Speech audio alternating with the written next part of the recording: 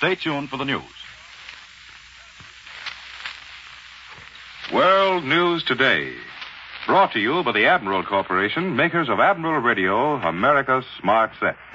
By shortwave broadcast, direct from important overseas stations, as well as leading news centers of our own country, CBS correspondents are waiting to bring you a complete report from the world's political and battlefronts. But first, here's Doug Edwards. Leading the news today is the announcement that General Eisenhower has arrived in Britain to take over command of all forces for the invasion. And in French Morocco, Prime Minister Churchill, completely recovered, has conferred with French General de Gaulle.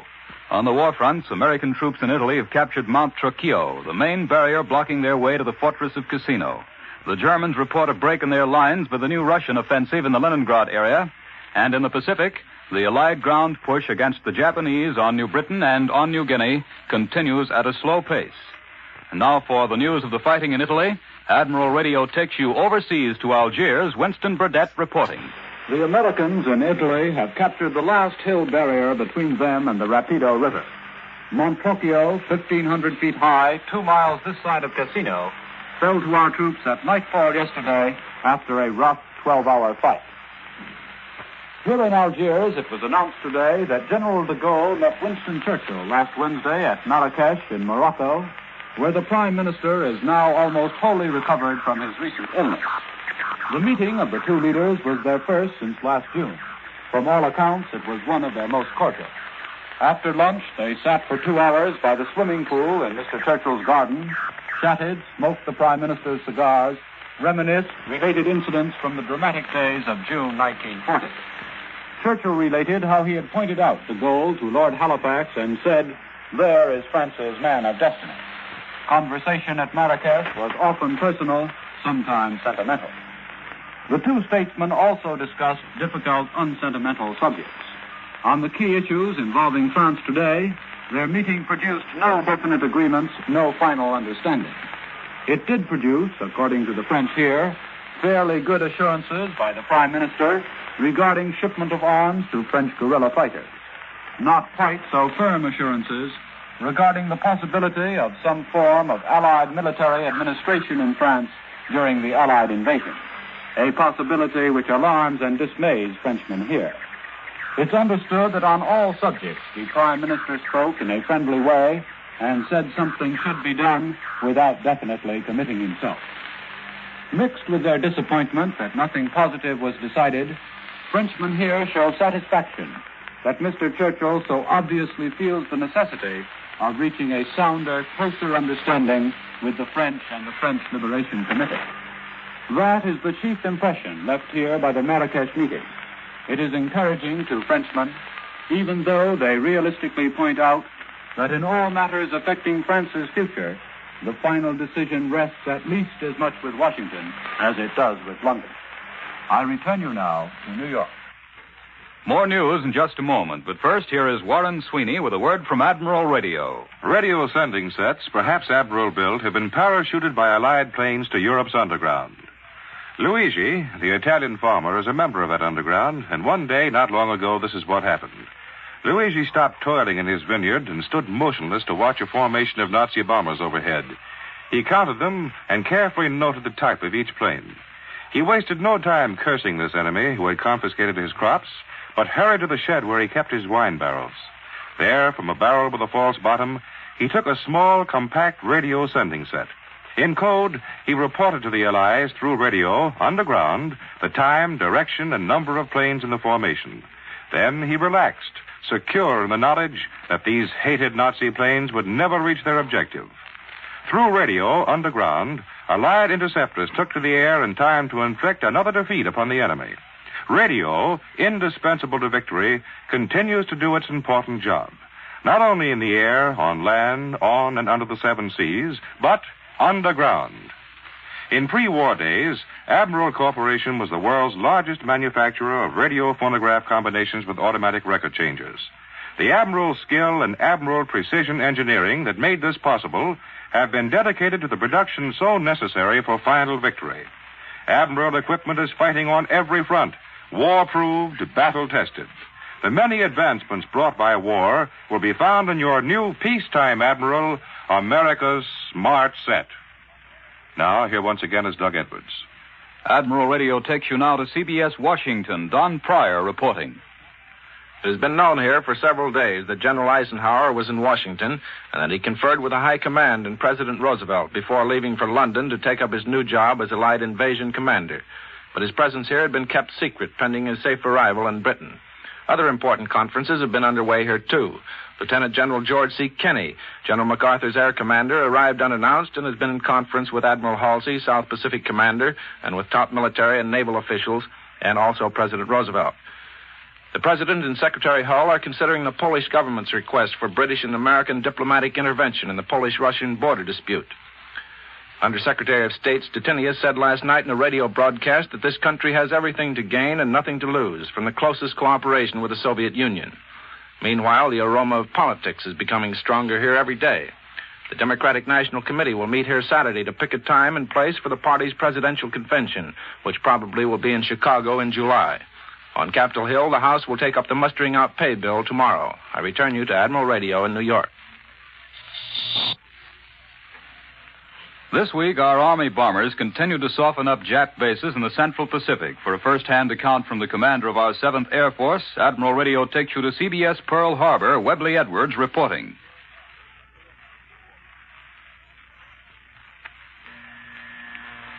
In all the world, there's no campaign quite like the present operations of the 7th Army Air Force in the Central Pacific, ceaselessly pounding vital Jap island bases.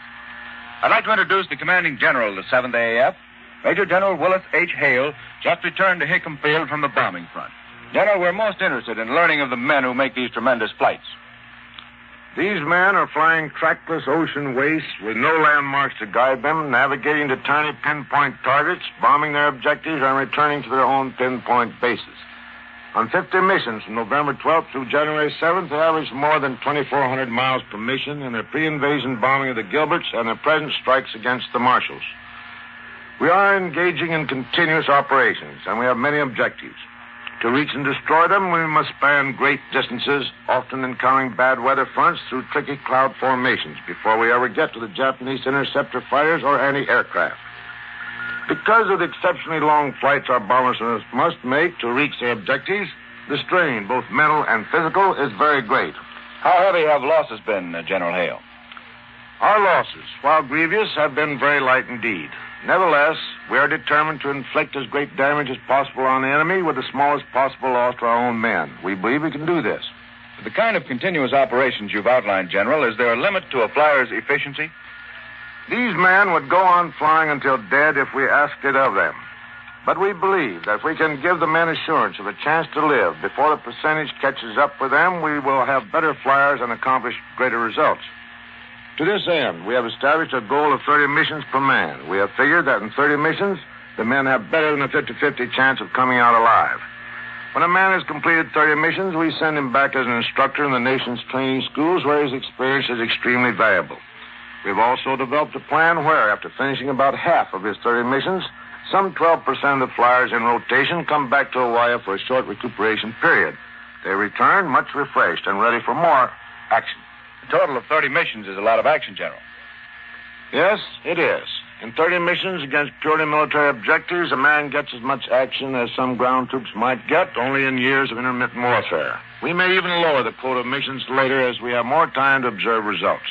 Have you a word from the men of the 7th AAF to the people back home, General?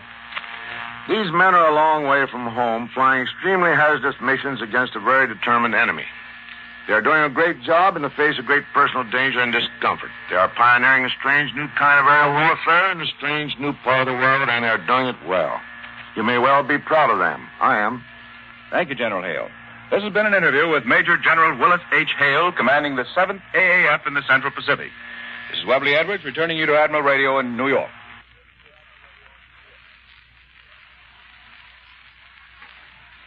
In London, at Columbia's microphone, is Colonel Ovita Culp Hobby of the WACS.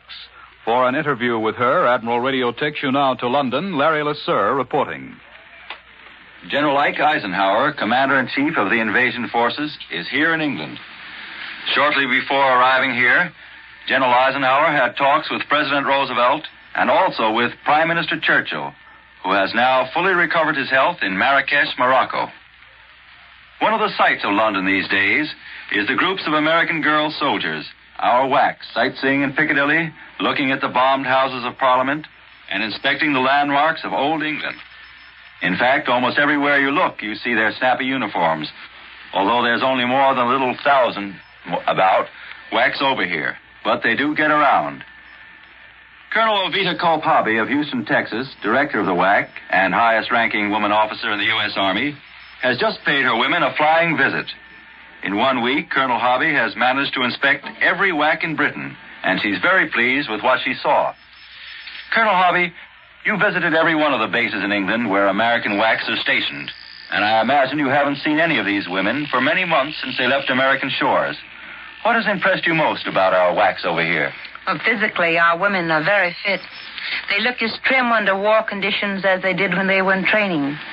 The thing that impressed me most was what you might call their spirited adaptation to war. Their efforts to adapt themselves to new conditions are very successful. I think the reason is because they know how much they are needed. That's especially important to a woman. Every commanding officer at the stations in which they are serving has expressed his gratitude to them for their help. I knew our women would serve well here. But now that they've found that their services are so gratefully received, it's given them an added incentive. Well, Colonel Hobby, did you find any homesickness among our women? Surprisingly little. That's good. Of course, they're very eager to get any bit of news they can from home. But I must say that very few of them want to go home right away. In fact, we are finding great difficulty in securing enough officer candidates for the ETO quota. They don't seem to be interested. They say we are doing the job we volunteered for over here. We don't see much point in being sent home to be trained as officers. Same thing was true among the women in Africa. They are near the war, and they want to remain near it. Well, maybe they're like all women. They're afraid they'll miss something if they go home. Colonel Hobby, do you think our WACs will accompany the Army into Europe? Well, of course, all of our WACs must be looking forward to going to the continent, but we can't make any promises. That's up to General Eisenhower.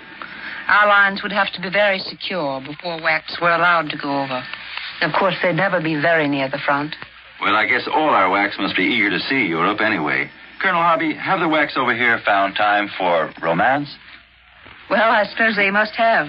I've heard of a half-dozen marriages over here myself. Some to Britishers and some to Americans. That's so. Well, Colonel Hobby, do you think our women will want to stay in the Army after the war? I don't think they're thinking very much about what they're going to do after the war. They're working hard at getting the war over. I do think our WACs look forward to home life. They'll have a keener appreciation of it because their life is so different now. They fixed up their barracks, built in little cupboards, painted the blinds, and I've never seen so many flowers in an army building before. No. Of course, our women will never lose touch with home. Remember going into a WAC kitchen and asking the cooks if they had all the equipment they needed. They told me they had plenty of equipment, but they were a little short of egg beaters, so they'd written their mothers to send them some. Well, that's certainly unusual for the Army. But, Colonel Hobby, what is the main thought you'll take back home to America after your review of our women over here? My reassurance that our WACs are so well taken care of over here, and how proud our American men are to have American women working alongside with them. It pleases me very much to see American women over here sharing the war responsibility with American men. Well, thank you very much, Colonel Hobby. We return you now to CBS, New York.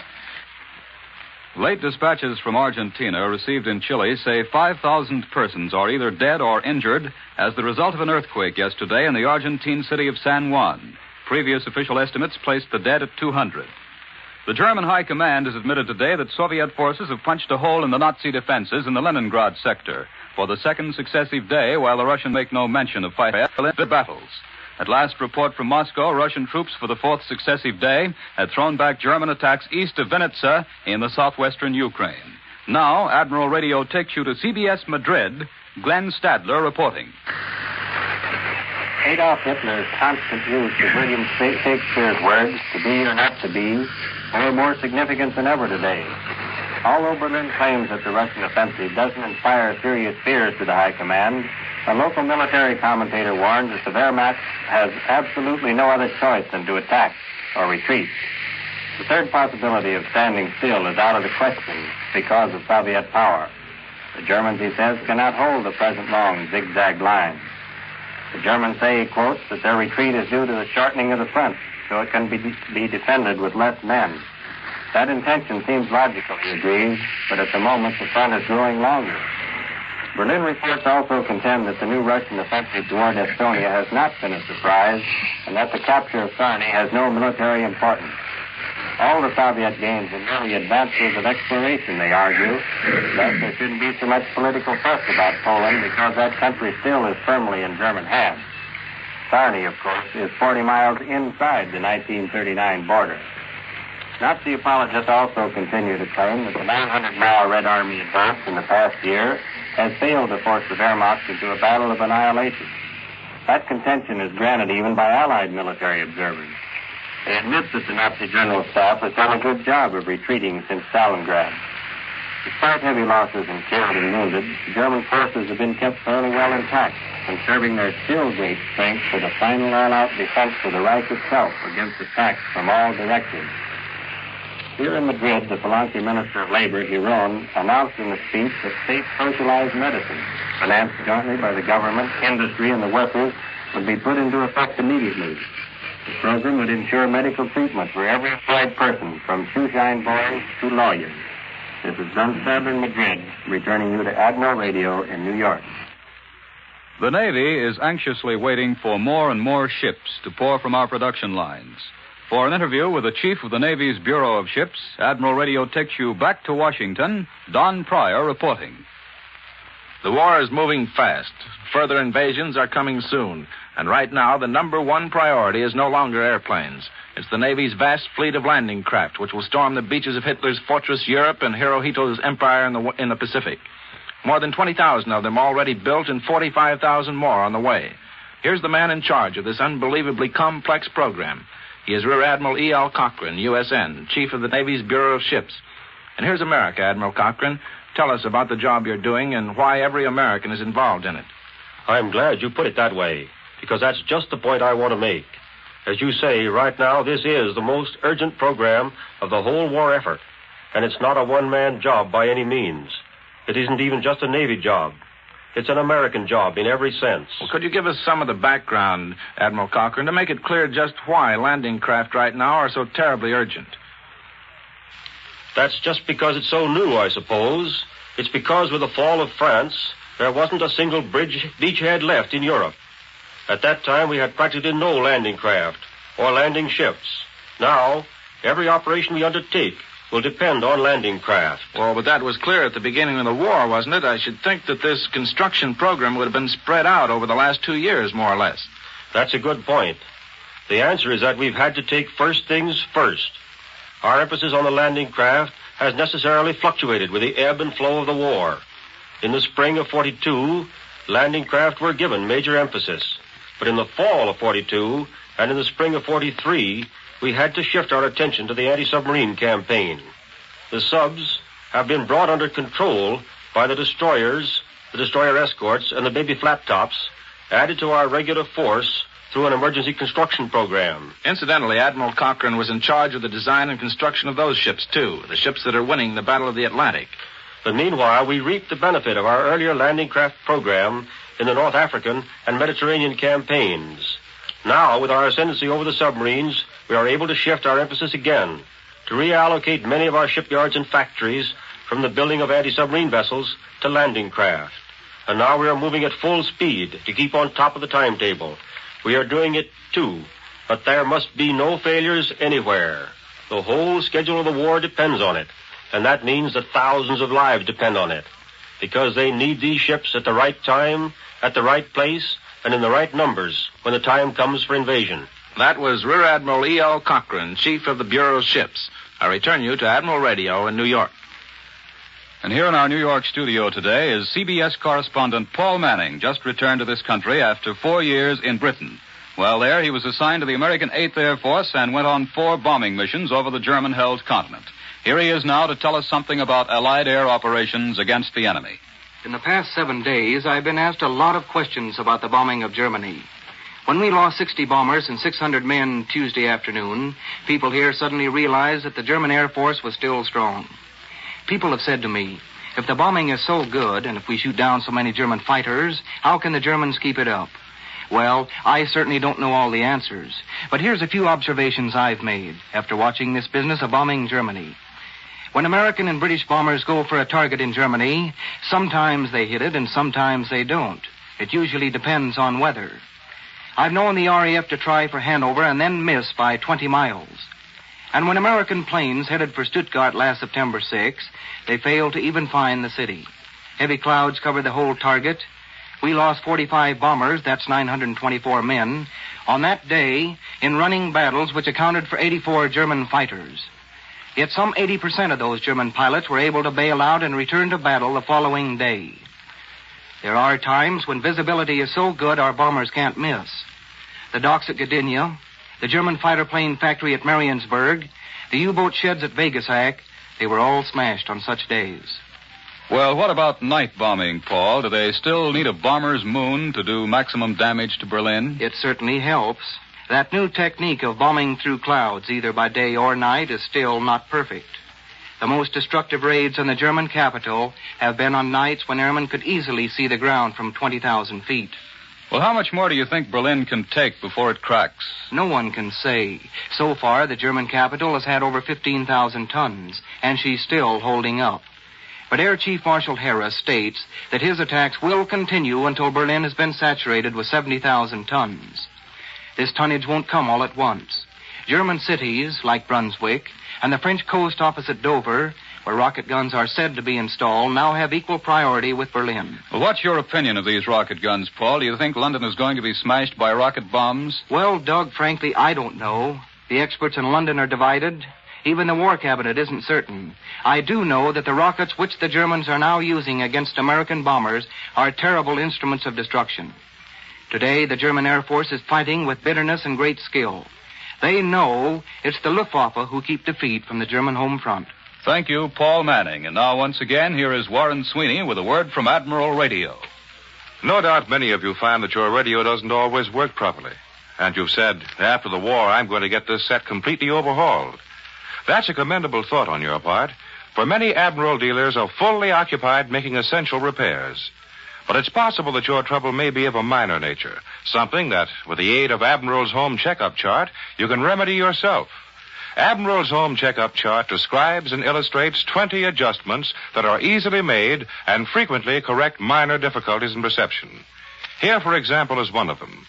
Carefully check the wires leading to the wall socket plug. These often become loosened or completely disconnected. If it is the old-style plug, these connections can be tightened with a screwdriver.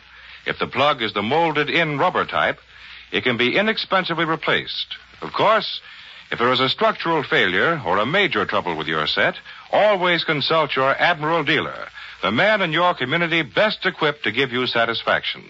But it may save his valuable time if you will get an Admiral Home Checkup Chart from him, or get one by writing a card or letter to Admiral Radio in care of this station. The 4th War Loan Drive begins on Tuesday of this week. It is imperative that we Americans purchase in the next 4 weeks $14 billion worth of war bonds. And this goal can be reached only if every American does his share. Only if we all back the attack. You all know the necessity of buying war bonds. You know that they are the finest investment in the world, both for you and for the America we all love. So let's bring victory closer and our boys sooner. Let's off the attack with war bonds. The appearance of service personnel on this program does not constitute an endorsement of the armed services, as the armed services do not endorse any product. World News Today is brought to you each Sunday at this hour by the Admiral Corporation, makers of Admiral Radio, America's smart set. Be sure to listen again next Sunday when Admiral brings you World News Today by shortwave, direct from...